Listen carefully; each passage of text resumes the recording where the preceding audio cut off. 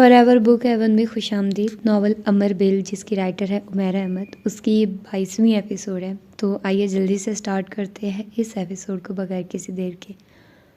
उमर जहांगीर और ज़ैनुल आबिदीन के झगड़े की इब्तिदा कब और किस तरह हुई थी, इसका अंदाज़ा कोई भी सही तरह से नहीं लगा सकता था। उमर की पोस्टिंग उस वक्त पाकिस्तान के पहले 5 बड़े शहरों में से एक में थी। उमर और तजुर्बा के लिहाज से वो पुलिस सर्विस के सबसे जूनियर ऑफिसर्स में शामिल था और एक जूनियर ऑफिसर के पास उस शहर का होना हैरान कुन बात थी। पाकिस्तान में शायद ये इतनी हैरान कुन बात समझी नहीं जानी चाहिए थी, जहाँ पोस्टिंग्स में ख़ानदानी असर रसूख एक बहुत बड़ा किरदार अदा करता है। और उमर जहांगीर के ख़ानदान में ब्यूरोक्रेसी से ताल्लुक़ रखने वाला कोई भी शख्स ऐसा नहीं था जो किसी गैर अहम पोस्ट पर होता। और यह सिर्फ उमर पर ही मौकूफ़ नहीं था, सिविल सर्विस के ज़्यादातर ऑफिसर्स भी उसी बहती गंगा में हाथ धो रहे थे। यकीनन ये इस कदर गैर मामूली बात नहीं थी जो ज़ैनुल आबिदीन जैसे जर्नलिस्ट को उमर की तरफ मतवज्जे करती। इससे पहले ज़ैनुल आबिदीन के रिकॉर्ड पर किसी नौआमूज़ ब्यूरोक्रेट की छोटी मोटी हाथ की सफाइयाँ शामिल नहीं थी। उसने जब भी किसी ब्यूरोक्रेट पर लिखा था वो 20 और 21 ग्रेड का बड़ा ऑफिसर होता था, और ज़ैनुल आबिदीन ने किसी बड़े स्कैंडल की वजह से ही उस पर लिखा था। फिर उमर जहांगीर किस तरह उसकी तवज्जो का मरकज़ बना था, अलीज़ा ये समझने से कासिर थी। तीसरे दिन अखबार में सालिया का आर्टिकल छप चुका था। अलीज़ा ने जब से उस न्यूज़पेपर में काम करना शुरू किया था, उमर के अपने शहर में कारकर्दगी के हवाले से कई बार अखबार में उसके बारे में कुछ न कुछ शाया होता रहता था। बाज़ दफ़ा उस पर तनकीद होती, बाज़ दफ़ा उसे सराहा जाता और बाज़ दफ़ा उसकी सरगर्मियों के हवाले से मालूमात होती। फिर एकदम उसके हवाले से आने वाली ख़बरों में इजाफ़ा होता चला गया। उसके ज़िला में अमन व अमान की सूरत हाल ख़राब होती जा रही थी। फ़िरका बनाना कशीदगी के हवाले से हसास तरीन शहरों में से एक में उसकी तैनाती के अरसा के दौरान वक्तन फ़वक्तन किसी न किसी फ़िरका वराना कत्ल की गूंज नेशनल प्रेस में सुनाई देती रही, और रद्द-ए-अमल के तौर पर पुलिस के किए जाने वाले इक़दामात, जिनमें ज़रूरत से ज़्यादा गिरफ़्तारियाँ शामिल थीं, वो भी अखबारात में आती थी। फिर अक्सर औक़ात वो प्रेस कॉन्फ्रेंस में पुलिस की कारकर्दगी के हवाले से सफाइयाँ देता भी नज़र आता। कुछ अरसे के बाद उसने धड़ाधड़ अपने इलाके में मुअत्तलियाँ शुरू कर दी। उसका नतीजा अमन व अमान की सूरत हाल में बेहतरी की सूरत में आया, मगर दूसरी तरफ ज़िला में अपने महकमे में उसके लिए नापसंदीदगी में इजाफ़ा होता गया। फिर अचानक अपने शहर में नई सब्ज़ी मंडी के हवाले से उसका और उसके शहर के डिप्टी कमिश्नर का चर्चा नेशनल प्रेस में चंद कालम नवीसों के तारीफ़ी कालमों में सुना गया। उसके शहर में मौजूद सब्ज़ी मंडी मुल्क की चंद बड़ी गंदी तरीन और गलत मनसूबाबंदी सब्ज़ी मंडियों में से एक थी। मंडी को सिर्फ 2 रास्ते जाते थे और उन दोनों रास्तों पर इस कदर रश होता था कि ट्रैफिक को गुजरने और निकलने में कहीं कहीं घंटे लग जाते। ट्रैफिक जाम होने की वजह से वहाँ हर वक्त एक हंगामे की हालत बरपा रहती, ख़ास तौर पर सुबह फजर और रात के औकात में, जब वहाँ ट्रकों और ट्रालियों पर दूसरे शहरों से फल और सब्ज़ी आती और उन अजनास के ख़रीदार, मुख्तलिफ दुकानदार और रेडियो वाले वहाँ आते। मंडी में ना सिर्फ ट्रैफिक का जाम निज़ाम बहुत बुरा था, बल्कि गंदगी के लिहाज से भी उसका कोई परसान हाल नहीं था। वहाँ से गुजरने वाले गंदे नाले का पानी का नाला गली सड़ी सब्जियों और फलों और उनसे के छिलकों से हर वक्त भरा रहता। कूड़े की मिकदार इस हद तक ज़्यादा हो जाती कि पानी का बहना भी मुश्किल हो जाता। नतीजा ये था कि पानी बुरी तरह मुताफ़न हो जाता। मंडी में कुछ देर खड़े रहना जान जोखों का काम लगता था। बरसात के दिनों में सूरत हाल उस वक्त और भी बुरी हो जाती जब नाले में एकदम पीछे से बहुत ज़्यादा पानी आ जाता और वह पानी गुजरने के बजाय मंडी में सैलाबी रेले की सूरत में बढ़ता रहता। पानी का ये कीचड़नुमा रेला कहीं कहीं हफ्ते मंडी में मौजूद रहता और लोग उसी हालत में वहाँ कारोबार करते रहते। कई हफ्तों के बाद ये पानी उतर भी जाता, तब भी ज़मीन को खुश्क होने में कहीं कहीं दिन लगते। बाज़ दफ़ा वहाँ वबाएँ भी फूट पड़ती, मगर लोगों को उन चीज़ों की ज़्यादा परवाह नहीं थी। शहर की इंतज़ामिया कई साल पहले नई सब्ज़ी मंडी के लिए ना सिर्फ जगह मखसूस कर चुकी थी, बल्कि बड़े अच्छे तरीके से उसकी प्लानिंग के बाद दुकानों की तामीर भी की गई। इस काम में करोड़ों रुपया खर्च हुआ, लेकिन जब इंतज़ामिया और बल्दिया ने सब्ज़ी मंडी को नई जगह पर मुंतकिल करने की कोशिश की तो एक हंगामा बरपा हो गया। नई सब्ज़ी मंडी आबादी से खासी दूर थी, जबकि मौजूदा सब्ज़ी मंडी शहर के तकरीबन वस्त में थी, और शहर के अंदर होने का ये फ़ायदा कोई भी खोने के लिए तैयार नहीं था। मंडी के आढ़तियों, व्यापारियों और ख़रीदारों ने कुछ आसमान को कुछ इस तरह सर पर उठाया कि इंतज़ामिया ने मंडी को आवाम की सहूलत के पेश नज़र नई जगह पर मुंतकिल करने का काम मुअत्तल कर दिया। आढ़तियों और व्यापारियों की धमकियां कोई भी सियासी हुकूमत अफोर्ड नहीं कर सकती थी, क्योंकि हर एक को उनके वोटों की ज़रूरत थी और कोई रुकन असम्बली या बल्दिया का मेयर ये नहीं चाहता था कि इतनी बड़ी तादाद में वोट उसके हाथ से निकल जाए। इसलिए जितने शोर शराबे से अवाम की सहूलत के पेश नज़र उस मंडी को मुंतकिल करने का मंसूबा शुरू किया गया था, उतनी ही खामोशी के साथ उस मंसूबे को अवाम की सहूलत के लिए तर्क कर दिया गया था। नई तामीर शुदा मंडी शहर से बाहर अपने मकीनों का इंतज़ार ही करती रही। फिर हर बार नई आने वाली इंतज़ामिया और बल्दिया ने उसका काम का बेड़ा उठाया और हर बार वो दूध के झाग की तरह बैठते रहे। बल्दियाती इंतखाबात में हर बार शहरियों से मंडी की शहर से बाहर मुंतकली के वादे पर वोट लिए जाते और इलेक्शन जीतने के बाद उस वादे को पसे पुश डाल दिया जाता। फिर इस काम का बेड़ा अर्जी महमूद और उमर जहांगीर ने उठाया था। तमाम सियासी दबाव को पसे पुश डालते हुए सब्जी मंडी में कारोबार करने वाले लोगों को डेडलाइन दे दी गई थी। दोनों पर पीछे से पड़ने वाला दबाव इसलिए कारीगर साबित नहीं हो रहा था क्योंकि दोनों ही बहुत बाअसर ख़ानदान से ताल्लुक़ रखते थे और उनके ट्रांसफ़र करवाना आसान काम नहीं था। रज़ी महमूद उमर जहांगीर के बैच में से था और उसकी उम्र के साथ अच्छी खासी दोस्ती थी। एक ही ज़िला में इत्तफ़ाक़न होने वाली तैनाती के दौरान दोनों के दरमियान हर मामले में अच्छी खासी कोऑर्डिनेशन हो रही और सब्ज़ी मंडी की तब्दीली का काम इसी मुताबिकत का एक नतीजा था। जब किसी किस्म का कोई दबाव काम में नहीं आया तो आढ़तियों और व्यापारियों ने हड़ताल की धमकी दे दी। रज़ी महमूद और उमर जहांगीर ने बड़े इत्मीनान से उस हड़ताल की धमकी को नज़रअंदाज कर दिया। मंडी के लोगों के एहतजाज में और शिद्दत आ गई और मुकर्ररा तारीख पर उनकी हड़ताल शुरू हो गई। मुकर्ररा तारीख पर रज़ी महमूद ने करीबी शहर की सब्ज़ी मंडी में वहाँ के बासर लोगों के ज़रिए फल और सब्ज़ियाँ मंगवाई और शहर में कई जगहों पर इंतज़ामिया और बल्दिया की ज़ेर निगरानी सस्ते दामों फराहम करना शुरू कर दिया। और उसके साथ साथ सारे शहर में ऐलान होता रहा कि अगले 2 हफ्तों में इंतज़ामिया और किन किन जगहों पर ऐसे बाज़ारों का इनाकाद करेगी और उनके औकात क्या होंगे। गैर महदूद मुद्दत के लिए शुरू होने वाली हड़ताल अगले दिन ही ख़त्म हो गई। उन्हें ज़िली इंतज़ामिया की तरफ से ऐसे किसी इक़दाम का अंदाज़ा नहीं था। हड़ताल ख़त्म होने के बावजूद सब्ज़ी मंडी में कारोबार करने वालों का एहतजाज ख़त्म नहीं हुआ, बल्कि उसमें और शिद्दत आ गई। और जब मुकर्ररा डेडलाइन पर पुलिस मंडी को खाली करवाने गई तो आढ़तियों की अंजुमन के सदर ने उन्हें वो स्टे ऑर्डर दिखाया जो वो कोर्ट से ले चुके थे। अदालत ने ज़िले इंतज़ामिया को तब तक सब्ज़ी मंडी को खाली करवाने से रोक दिया था जब तक इस मुकदमे का फ़ैसला नहीं हो जाता। और मुकदमा करने वालों को यकीन था कि मुकदमे का फ़ैसला होने में इतना वक्त ज़रूर लग जाएगा कि उमर जहांगीर और रज़ी महमूद वहाँ से पोस्ट आउट हो जाते और उनकी जगह पर आने वाले नए अफसर ज़रूरी नहीं था कि उन जैसे ही होते। सब्ज़ी मंडी के लोगों को यकीन था कि उनका मसला हल हो चुका था। स्टे ऑर्डर देखने के बाद डिप्टी कमिश्नर और एसपी की क़यादत में आने वाला पुलिस का दस्ता बड़ी खामोशी के साथ सब्ज़ी मंडी के लोगों के बुलंदो बांग फातिहाना नारों की गूंज में किसी किस्म के रद्द-ए-अमल का इजहार किए बगैर वहाँ से चला गया। सारा दिन सब्ज़ी मंडी में मिठाइयाँ बढ़ती रही। इंतज़ामिया को एक बार फिर शिकस्त दे दी गई थी। उन्हें शहर से कोई नहीं निकाल सकता था। अगली रात 2 बजे सब्ज़ी मंडी की तरफ दूसरे शहर से आने वाला ट्रक पुलिस के कायम किए गए उस नाके पर खड़ा ऊपर लदी हुई एक एक पेटी उतरवाकर पुलिस के उन 4 लोगों को दिखा रहा था जो कुर्सियों पर बड़े इत्मीनान से बैठे थे। उस सड़क पर वो पहला नाका था और उस नाका के बाद आध किलोमीटर के फासले पर 6 और ऐसे ही नाके थे। वो ट्रक जो आमतौर पर रात 2:30 बजे के करीब सब्ज़ी मंडी पहुंच जाता था, वो उस दिन सुबह 10 बजे के करीब सब्ज़ी मंडी पहुंचा। पुलिस ने सब्ज़ी मंडी की दोनों बैरूनी सड़कों को ब्लॉक करके उस पर जा बजा नाके लगा दिए थे और वो दोनों सड़कें मुकम्मल तौर पर ब्लॉक हो गई थी।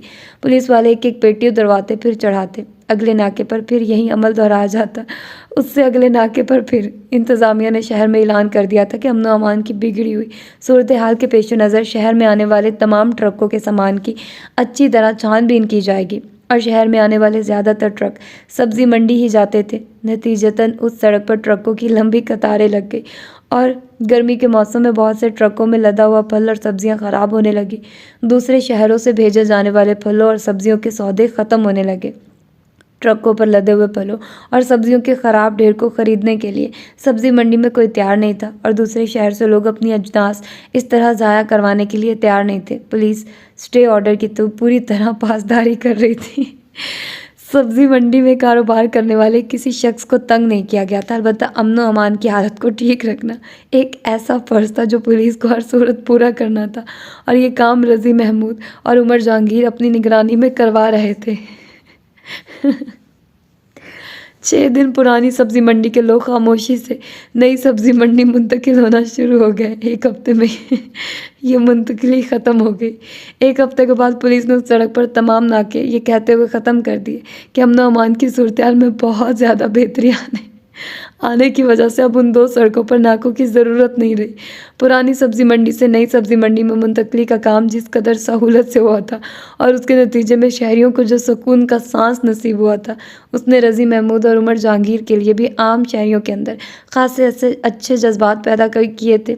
लोकल प्रेस में शाया होने वाली तारीफ़ी ख़बरें मुल्की प्रेस में भी आई और फिर कुछ कालम नवीसों के कालम्स की जीनत भी बनी। बात शायद यहीं तक रहती तो रज़ी महमूद और उमर जहांगीर का हीरो वाला दर्जा उसी तरह कायम रहता, और दूसरे लोगों की तरह अलीज़ा भी यही समझती रहती कि उन दोनों ने बड़े अच्छे तरीके से एक मुश्किल सूरत हाल को हैंडल किया था। मगर सालिया के आर्टिकल ने उस तमाम मामले पर से एक नया पर्दा उठाते हुए उमर और रज़ी की हीरो वाली हैसियत को ख़त्म करते हुए उन्हें विलन की हैसियत दे दी थी। सब्ज़ी मंडी की नई जगह मुंतकली के बाद रज़ी महमूद और उमर जहांगीर ने शहर के वस्त में मौजूद उस सब्ज़ी मंडी की करोड़ों मालियत की ज़मीन को बेचकर रकम आपस में तकसीम कर ली थी, और साले ने उस फ्रॉड की तमाम तफसीलात को अपने आर्टिकल में शाया किया था। उसने ना सिर्फ ज़मीन के नए मालकान के नामों की तफसील दी थी, बल्कि ये भी बताया था कि चंद कॉलम नवीसों को किस तरह रुपया देकर अखबारात में रज़ी महमूद और उमर जहांगीर के नाम नहाद प्रोफेशनलिज्म की तारीफ़ करते हुए उन्हें मिसाली ब्यूरोक्रेट करार दिया गया था। ऐसे ब्यूरोक्रेट जिन पर उस मुल्क और आने वाली नस्लों को फ़ख्र होगा। दिलचस्प बात यह थी कि पुरानी सब्ज़ी मंडी का इलाका अब शहर के मसरूफ़ तरीन कमर्शियल एरियाज़ में शामिल हो गया था, और उसी कमर्शियल एरिया में उस शहर से ताल्लुक़ रखने वाले एक ऐसे कालम नवीस को भी कुछ ज़मीन अता की गई थी जो अपने कॉलम्स में वक्तन फ़वक्तन अपने आबाई शहर के डिप्टी कमिश्नर और SP की तारीफ़ों में ज़मीन और आसमान के कलाबे मिलाता रहता था। साले ने ज़मीन के उस टुकड़े की मालियत के हवाले से भी तहरीरी सबूत फराहम किए थे। साले के आर्टिकल ने बहुत सारे कच्चे चट्टे खोल कर रख दिए थे, और उस रात उस आर्टिकल को पढ़ते ही अलीज़ा को अंदाज़ा हो गया था कि यह आर्टिकल उमर जहांगीर के लिए ख़ासे मसाइल खड़े कर सकता है, और ऐसा ही हुआ था। अखबार के दफ्तर में उस आर्टिकल के हवाले से धड़ाधड़ फ़ोन आ रहे थे। लोग अपनी राय का इजहार कर रहे थे, और उनमें से कुछ ऐसे लोग भी थे जो ज़मीन की उस खरीदो फ़रोख्त के हवाले से मज़ीद मालूमात फराहम करना चाहते थे। शाम को वो घर आई तो बहुत ज़्यादा थकी हुई थी। अपने अखबार में शाया होने वाला वो आर्टिकल उसे अपने कंधों पर एक बोझ की तरह लग रहा था। वो जानती थी वो आर्टिकल उमर को भी खासा परेशान कर रहा होगा, और उमर की परेशानी का तसव्वुर उसके लिए बहुत नाखुशगवार साबित हो रहा था। वो अभी अपने कमरे में आई ही थी कि उसका मोबाइल बजने लगा। न चाहते हुए भी उसने कॉल रिसीव की। हेलो अलीज़ा, कैसी हो? दूसरी तरफ से हमेशा की तरह जुनैद ने कहा। बिल्कुल ठीक हूँ, लीज़ा ने अपने सर का बोझलपन चटकते हुए कहा। बिल्कुल ठीक हो तो ये अच्छी बात है। इसका मतलब है मैं अगले 15 मिनट के बाद तुम्हें डिनर के लिए पिक कर सकता हूँ, जुनैद ने बड़े खुशगवार अंदाज में कहा। वो इनकार कर देना चाहती थी, मगर उसने ऐसा नहीं किया।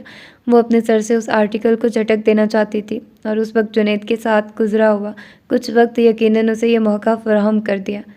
ठीक है, मैं तैयार हो जाती हूँ, आप मुझे पिक कर लें, उसने हामी भरते हुए कहा। फ़ोन बंद करके वो अपने कपड़े लेकर बाथरूम में घुस गई। उसको अंदाज़ा था जुनैद वाकई 15 मिनट बाद यहाँ होगा, और वो उसको इंतज़ार नहीं करवाना चाहती थी।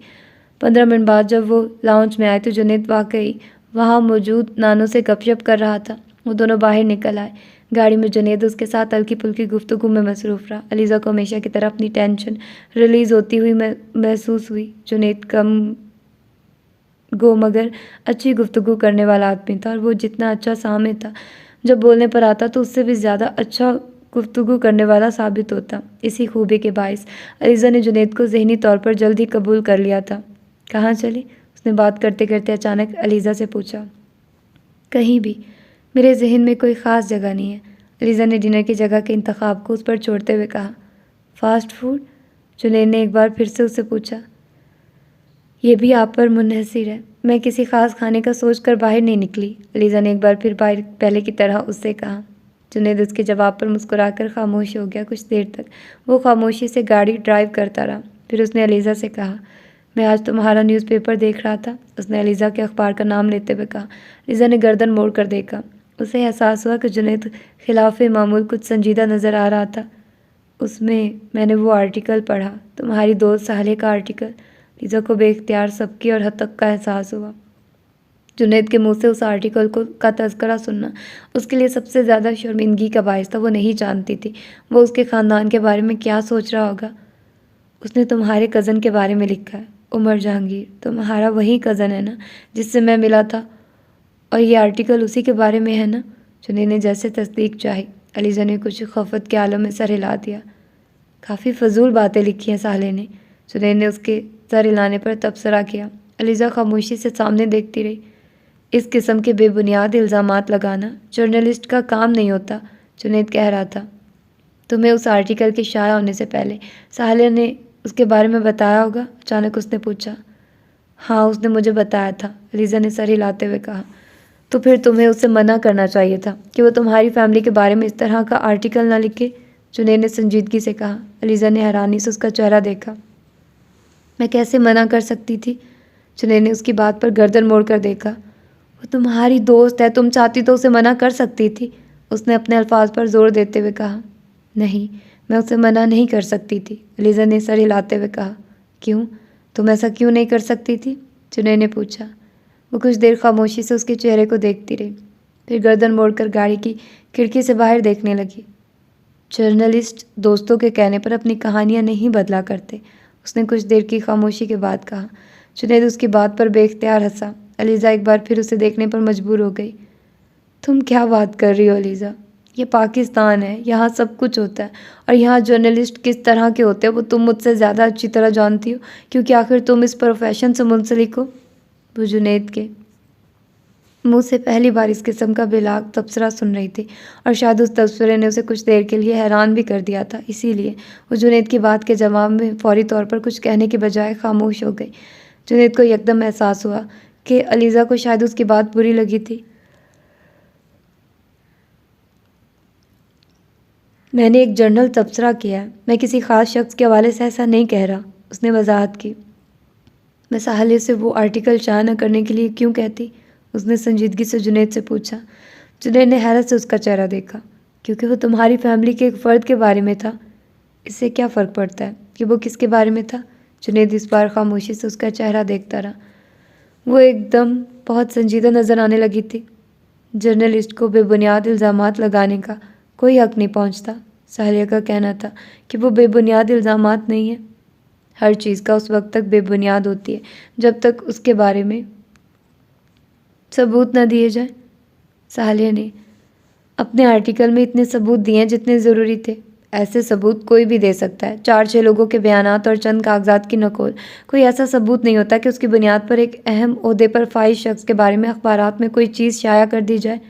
वो इस बार जुनैद की बात पर खामोश रही।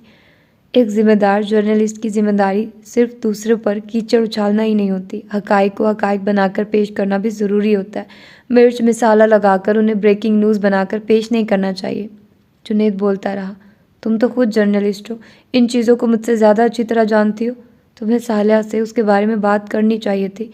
जुनैद ने एक बार फिर अपनी बात दोहराई। मैं उससे ये सब नहीं कह सकती थी। क्यों? क्योंकि मैंने सालिया को उमर जहांगीर से अपने किसी ताल्लुक़ के बारे में नहीं बताया। वो नहीं जानती थी कि वो मेरा फैमिली मेम्बर है। गाड़ी में कुछ देर खामोशी रही। तुम्हें उसे बता देना चाहिए था, जुनैद ने कुछ देर के बाद कहा। मैंने ये ज़रूरी नहीं समझा।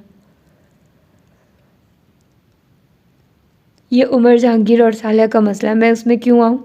उसने बड़ी सर्द मोहरी से कहा। ये सिर्फ उमर जहांगीर और सालिया का मसला नहीं है, ये तुम्हारी फैमिली का भी मसला है। उमर तुम्हारी फैमिली का एक हिस्सा है। फैमिली के एक शख्स का नाम ख़राब हो तो पूरी फैमिली पर असर पड़ जाता है। तुम इतनी मेच्योर तो हो कि ये बात समझ सको। जुनैद तहम्मुल भरे अंदाज में उसे समझाता रहा। ये बात उमर को सोचनी चाहिए। वो इस तरह की प्रैक्टिसेस में इन्वॉल्व क्यों होता है कि बाद में प्रेस के हाथों स्कैंडलाइज हो। अगर उसको खुद अपनी और अपनी फैमिली की इज्जत या रेपुटेशन की परवाह नहीं है तो कोई दूसरा क्यों करे? अलीज़ा ने एक बार फिर सर्द मोहरी से जवाब दिया। उसे जुनैद के मुंह से उमर के लिए निकलने वाले ये हमायती फ़िक्रे अच्छे नहीं लग रहे थे। मुझे उस आर्टिकल की किसी बात पर यकीन नहीं है। मुझे वो सिर्फ एक डिफेमेशन कैंपेन का हिस्सा लगे, जुनैद ने कंधे झुकाते हुए कहा। अलीज़ा ने जुनैद को गौर से देखा। उमर मेरा कज़न है। मैं उमर को आपसे ज़्यादा अच्छी तरह जानती हूँ। वो क्या कर सकता है और क्या नहीं, उसके बारे में भी मेरी राय आपसे ज़्यादा अहम है। और मैं साले को भी अच्छी तरह जानती हूँ। वो किसी डिफेमेशन कैंपेन का हिस्सा नहीं हो सकती, उसने मुस्तहकम अंदाज में कहा। और आखिर वो ऐसी किसी कैंपेन का हिस्सा क्यों बनेगी? उसकी उमर जहांगीर से कोई मुखालफत है, ना ही उसे किसी से कोई फ़ायदा हासिल करना है। उमर वही काट रहा है जो उसने बोया है। उसने कंधे उचकाए। साले के पास उस आर्टिकल के लिए मटेरियल कहाँ से आया? वो तो आमतौर पर ऐसे इश्यूज़ पर नहीं लिखती। जुनैद ने अचानक उससे पूछा। ये मैं नहीं जानती। साले से उस आर्टिकल के बारे में मेरी कोई बहुत तफसीली गुफ्तगू नहीं हुई, अलीज़ा ने कहा। क्या ये हैरानकुन बात नहीं है कि साले ने एकदम इस किस्म का मुतनाज़ा इशू लेकर उस पर लिखा, जबकि उसे इसका कोई तजुर्बा है, ना ही इस हवाले से उसका कोई बैकग्राउंड है?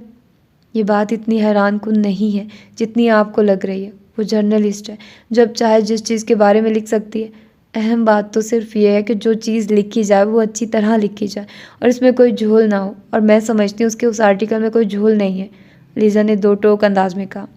लेकिन साले के पास उन तमाम बातों के बारे में इतनी मालूमात और सबूत कहाँ से आए हैं? क्या वो उमर के शहर गई थी? जुनैद ने पूछा। नहीं, वो वहाँ नहीं गई। उसने ये सारी इन्फॉर्मेशन एक दूसरे जर्नलिस्ट से ली है, अलीज़ा ने कहा। दूसरे जर्नलिस्ट से?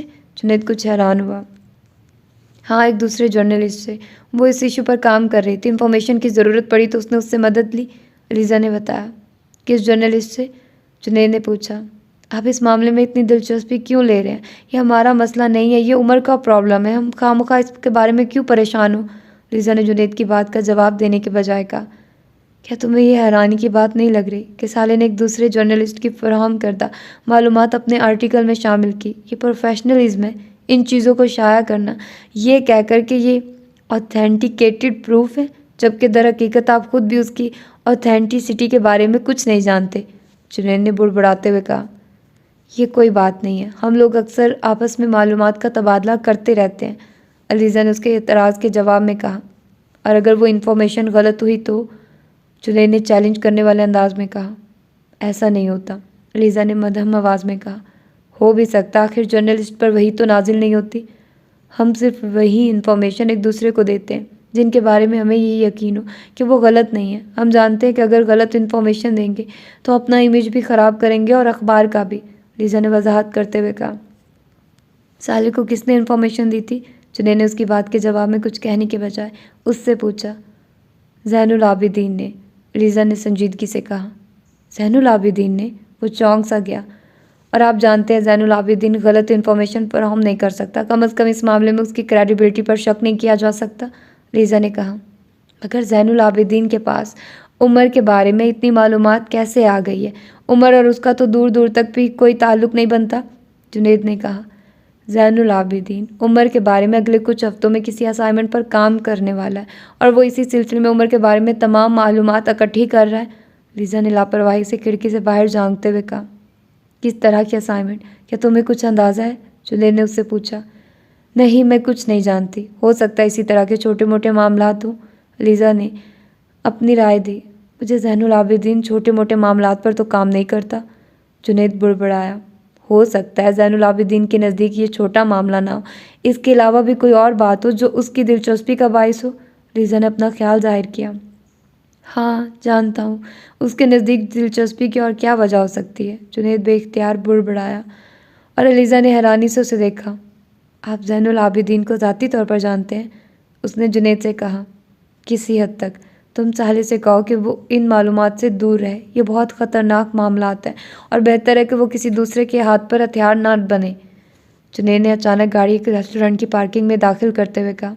जुनैद, आप चाहते हैं मैं साले को धमकाऊं? लीज़ा को जैसे अपने कानों पर यकीन नहीं आया। नहीं, मैं चाहता हूँ तुम एक अच्छी दोस्त की तरह उसे ऐसे आर्टिकल तहरीर और शाया करने की सूरत में पेश आने वाले इक़दामात और ख़तरात के बारे में आगाह करो, जुनैद ने गाड़ी रोकते हुए कहा।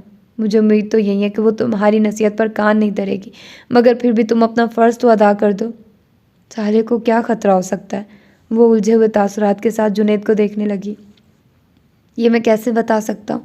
मैं मुतलका पार्टी नहीं हूँ। ये तो मुतलका पार्टी ही बता सकती है कि वो ऐसी सूरत हाल में क्या कदम उठाती है, जुनैद ने लापरवाही से अपने कंधे उचकाते हुए कहा। फ़र्ज़ करें अगर ये आर्टिकल आपके बारे में होता तो आपका रद्द अमल क्या होता, अलीज़ा ने बड़ी संजीदगी से कहा। मेरा रद्द-ए-अमल? जुनैद चंद लम्हे सोचता रहा। मैं भी साले परवेज़ को कोर्ट में ले जाता, हत्या की इज्जत के दावे में।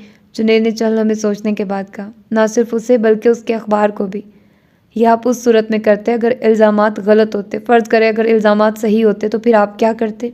जुनैद अलीज़ा का चेहरा देखने लगा। तब तो आप कभी भी उसे कोर्ट में ले जाने का नहीं सोच सकते थे। तब आप क्या करते? मैंने ऐसे ही किसी इक़दाम से बचने के लिए तुम्हें साले को मोहतात करने के लिए कहा है, जुनैद ने पुरसुकून अंदाज में कहा। यानी आप भी ये समझ रहे हैं कि ये इल्ज़ामात गलत नहीं? जुनैद कुछ लम्हों के लिए कुछ नहीं बोल सका। वो दोनों खामोशी से एक दूसरे को देखते रहे। क्या आपने अंकल अयाज या अब्बास ने मुझसे ये सब कुछ कहने के लिए कहा है? लीज़ा ने पुरसुकून आवाज़ में पूछा। नहीं, जुनैद ने गाड़ी बंद कर दी। फिर आप इस सारे मामले में इतनी दिलचस्पी क्यों ले रहे हैं? उसके लहजे में सर्द मोहरी थी। मैं आज आपको साफ साफ ये बता दूं कि मेरा ख़ानदान सिर्फ मेरा ख़ानदान है, वो आपका ख़ानदान नहीं है। और मैं ये पसंद नहीं करूँगी कि आप मेरे ख़ानदान के बारे में मुझे कोई मशवरा दें या मेरे ख़ानदान के किसी मामले को इतनी तफसील से ज़ेर बहस लाएं। जुनैद हक्का बक्का उसे देखता रहा। अंकल अयाज के ख़ानदान से आपके ताल्लुकात कितने गहरे हैं या अब्बास भाई से आपकी दोस्ती की नोयत क्या है, मुझे इसकी परवाह नहीं। लेकिन मैं अपनी फैमिली या अपने दोस्तों के लिए किसी किस्म के मशवरे नहीं चाहती, ना आज ना आइंदा कभी। अब आप मुझे घर वापस छोड़ आइए। अलीज़ा, जुनैद ने जैसे बेयकीनी के आलम में कहा। मुझे घर छोड़ दें? अलीज़ा ने जुनैद के लहजे पर तवज्जो दिए बगैर उसी तरह कहा। इतना गुस्सा किस बात पर आ रहा है तुम्हें? जुनैद अब भी हैरान नज़र आ रहा था। मुझे घर छोड़ दें, उसने जुनैद के सवाल का जवाब दिए बगैर कहा। मैं तुमसे कुछ पूछ रहा हूँ। जुनैद ने उसकी बात पर कोई तवज्जो नहीं दी। आप ये सवाल मुझसे पूछने की बजाय अपने आप से पूछिए, लीज़ा ने नाराज़ी से कहा। क्या तुम्हारी फैमिली मेरी फैमिली नहीं है? जुनैद ने उसे बगौर देखते हुए पूछा। नहीं, लीज़ा ने दो टोक लहजे में कहा। मेरी फैमिली सिर्फ मेरी फैमिली है, जैसे आपकी फैमिली सिर्फ आपकी फैमिली है। क्या मैंने आपको कभी आपकी फैमिली के बारे में कोई मशवरा देने की कोशिश की है? मैंने कभी किसी चीज़ को आप पर इम्पोज़ करने की कोशिश नहीं की। मैंने भी तुम पर कोई चीज़ इम्पोज़ करने की कोशिश नहीं की, जुनैद ने उसकी बात काटते हुए कहा। गलत बयानी मत करें, लीज़ा ने तुर्शी से कहा। क्या गलत बयानी कर रहा हूँ मैं? क्या मैंने तुम पर कोई चीज़ इम्पोज़ करने की कोशिश की है? वह बरहम नज़र आ रहा था। पिछले आध घंटे से आप और क्या कर रहे हैं? लीज़ा ने अखड़ अंदाज में कहा। जुनैद दम बखुद उसे देखता रहा। क्या इम्पोज़ करने की कोशिश कर रहा हूँ मैं आप पर? यह वजाहत करना पसंद फरमाएंगी? उसने कहा। मैं आपसे बहस करना नहीं चाहती, आप बस मुझे घर छोड़ आइए, लीज़ा ने उसी अंदाज में कहा। मगर मैं तुमसे बहस करना चाहता हूँ, गलत बयान नहीं करता हूँ। अपनी बात तुम पर इम्पोज़ करने की कोशिश कर रहा हूँ। ऐसे इल्ज़ामात लगाने के बाद तुम सिर्फ ये कहकर तो यहाँ से नहीं जा सकती कि तुम मुझसे बहस नहीं करना चाहती। लीज़ा ने पहली बार उसे मुश्तिल देखा था। वो बुलंद आवाज़ में बात नहीं कर रहा था, मगर उसके धीमे लहजे की तुर्शी और तलखी कोई भी आसानी से महसूस कर सकता था। रिश्ते खलूस मांगते हैं, वो कदरे नरम होकर बोला। लीज़ा ने बरहम होकर उसे देखा। आप अपनी और मेरी बात कर रहे हैं? वो जवाब देने की बजाय नाराज़ी से उसे देखता रहा। आप ये समझ रहे हैं कि मैं आपके साथ मुखलिस नहीं हूँ, उसने गम व गुस्से के आलम में कहा। इतनी जल्दी नतीजे अख्ज़ मत किया करो अलीज़ा, मैं अपनी और तुम्हारी बात नहीं कर रहा हूँ। जुनैद ने बरहमी से उसकी बात काटी। फिर आप और किस रिश्ते की बात कर रहे हैं जहाँ मैं मुखलिस नहीं हूँ? मैं तुम्हारी अपनी फैमिली की बात कर रहा हूँ। आप बाहर बैठकर अपने ख़ानदान के साथ मेरी मुखलिसी के बारे में अंदाज़े मत लगाइए। वो एक बार फिर मुश्तिल हुई। उनके साथ मेरे ताल्लुक़ को आप समझ सकते हैं, ना आपको समझने की ज़रूरत है। क्यों ज़रूरत नहीं है मुझे? क्योंकि आप मेरे ख़ानदान का हिस्सा नहीं हैं। अभी नहीं हूँ, हो जाऊँगा। नहीं, तब भी नहीं होंगे। मैं आपको पहले ही बता चुकी हूँ, मेरी फैमिली है। उनका ताल्लुक़ सिर्फ मुझसे है और आपका ताल्लुक़ भी सिर्फ मुझसे है। आपका और मेरी फैमिली का आपस में कोई ताल्लुक़ नहीं, ना ही आइंदा कभी बन सकता है। जुनैद का उसकी बात पर एक गहरा सांस लिया। उसका चेहरा सुर्ख हो रहा था। अलीज़ा अंदाज़ा कर सकती थी कि वो अपने इश्तिहार पर काबू पाने की कोशिश कर रहा था। तुम्हारी फैमिली का मुझसे कोई ताल्लुक़ नहीं है, उसने चंद लम्हे खामोश रहने के बाद दोबारा कहा। तुम्हारे नज़दीक नहीं है, दुनिया के नज़दीक है। तुम्हारे कज़न के बारे में इस तरह की खबरें शाया होने से सिर्फ तुम्हारी फैमिली की रेपुटेशन ही ख़राब नहीं होगी, मेरी फैमिली की रेपुटेशन भी ख़राब होगी। इन स्कैंडल्स का मैं क्या जवाब दूंगा? लीज़ा ने उसकी बात काट दी। आप कोई जवाब मत दें, आप सिर्फ ये कह दें कि आप उस ख़ानदान को नहीं जानते, ना उसके साथ आपका ताल्लुक़ है। इतना कह देने से लोगों के मुंह बंद हो जाएंगे? हो जाने चाहिए, और वो यकीन कर लेंगे कि जो मैं कह रहा हूँ वही सच है। कर लेना चाहिए। और अगर मेरी बात पर किसी को यकीन ना आए तो मैं क्या करूँ? अपना मजाक बनवाऊँ या फिर बात करने वालों को तुम्हारे पास भेजूँ? वो उसका चेहरा देखने लगी। लोग मेरे झूठ पर यकीन नहीं करेंगे। आप इस बात को झूठ ना रहने दें। क्या मतलब? ये रिश्ता ख़त्म कर दें, झूठ सच में बदल जाएगा। वो दम बखुद उसे देखता रहा। ऐसा क्यों करूं मैं? वो कुछ देर बाद जैसे भड़क कर बोला। आपको लोगों के सवालों का जवाब नहीं देना पड़ेगा, उनसे झूठ नहीं बोलना पड़ेगा। लीजा ने संजीदगी से कहा। तुम ये रिश्ता ख़त्म करने पर तैयार हो, मगर तुम ये नहीं कर सकती कि अपने दोस्त को ऐसे स्कैंडल्स शाया करने से रोको। नहीं, मैं ऐसा नहीं कर सकती, उसने दो टोक अंदाज में इनकार किया। जिसने जो गलत काम किया है उसे उसकी सज़ा मिलनी चाहिए।